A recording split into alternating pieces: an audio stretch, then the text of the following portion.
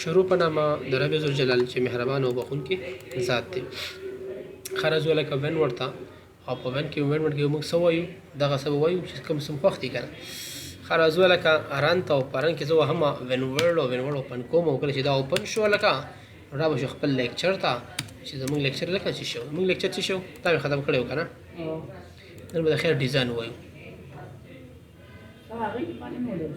دیګ خو دا مې ته ویلې نه مکمل دا مې ختم کړی و که نه یار. نن ډیزاین وایو. ډیزاین کې موږ څه وایو؟ ډیزاین ډېر اسانه دی. زه یو لیکنه کوم لیکم رینډ پښتو ته مې اړولې یار مساوي لیکم رینډ داسې یو لیکنه مې واخیسته.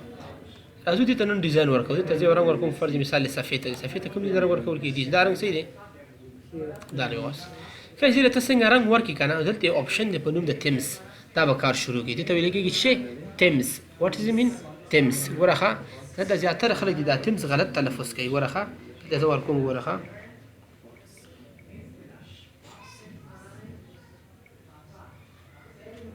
ګوره ښه تیمز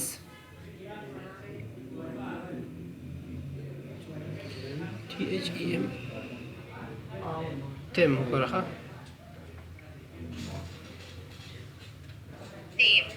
ګوره ښه دا تیمز دی تیمز دا خلک غلط تلفظ کوي. دا خدای خبر څه نوم ولي د استادان دا تیمز دی چې تیمز واټ از د مینینګ اف تیمز. تیمز دې ته ویل کېږي. تیمز معنی شکلونه کوم تیمز چې ستا خوښي کوم رنګ چې ستا خوښي ورکولی شي لکه دا ښایسته ښکاري که نه دا ورکوي. دې ته ویل کېږي تیمز. څه شی ویل کېږي؟ تیمز.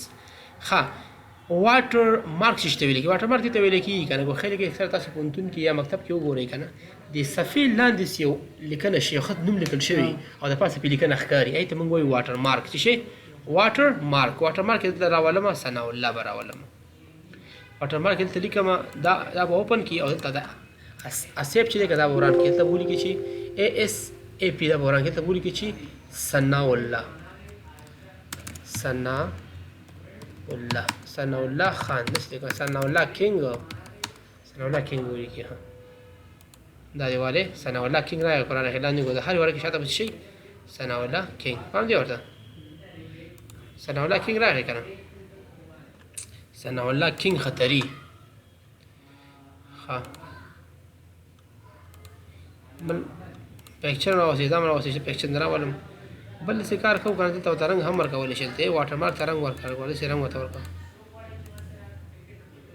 وړوکی مې کړه دا بیخي وړوکی مې کړه دا به لږ تېز کړم داسې راشه واټر مارک ته دلته راشه چې دلته راغلم دا ماته غټ کړه 500 یې کړه غټ شو که نه له دې نه دا تفریض کېږي. دلته راځو ورته دغه ورکوو څه نومېږي او دلته لږ ښایسته ښکاري پام دی ثناء الله کینګ هغه ورکسې بل رقم وکړه نه دې غټه کولی هم شي. ګوره دلته راشه یې تخلص کینګ دی ښه ثناء الله کینګ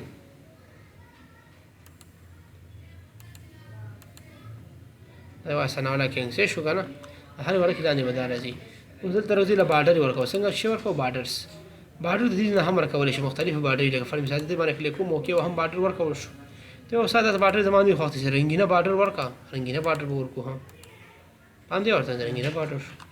دې ته ویل کېږي ډیزاین. موږ یو وړوکی غوندې ډیزاین په دې کې چک کولی شو ثناء الله کینګ د مو درس بس دی که نه دا به کوم هوم ټایپ دا ټایپ دی ختم شو. دې ډېر کم درس دی درس دی ها دا ډېر لږ درس دی